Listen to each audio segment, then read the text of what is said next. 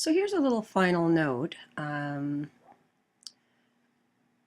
can see that we finally got up to the sunny area, and that gives us a lot of energy around that. And yet we didn't force ourselves to go from that situation that we were reflecting on around anger to worry to sad to overwhelmed to content to finally happy. Partly because we acted and brought the unity between how we were really feeling and how we behaved together. And sometimes it's a very internal process, and sometimes, especially when, again, it involves others, there's a bit of an external process, and the how manifests itself.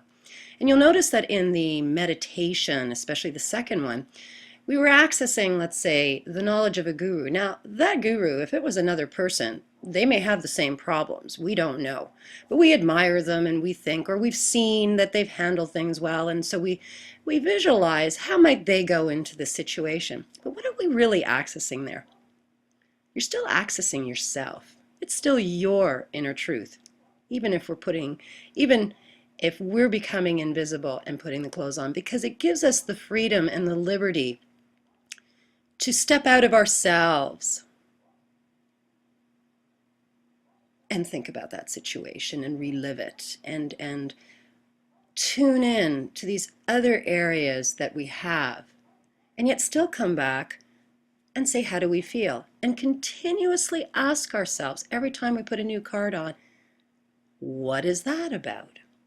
So there's not that actually many questions. It may seem, I don't know, repetitive to some of you and or too much to handle. But we really are only asking ourselves a few things. We are trying to stop and define it. We're trying to be with it, sensations, as we even move up the chart and what we're feeling. But then as we change it, we repeat that. We repeat the what is it about.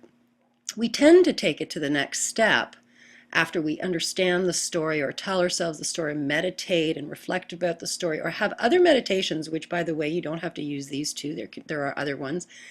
You can also listen to music and just sit and be, and then come back to it again, and sometimes it comes to us. But the point is, we are then again accessing our inner truth. The tension between where we are and what we'd like to be wants to resolve. Robert Fritz talks a lot about that. And we can do that with our own inner radar, these emotions that we get, because we tend to pick cards in the top half when we really understand this chart that are probably somewhat achievable. We know that intuitively.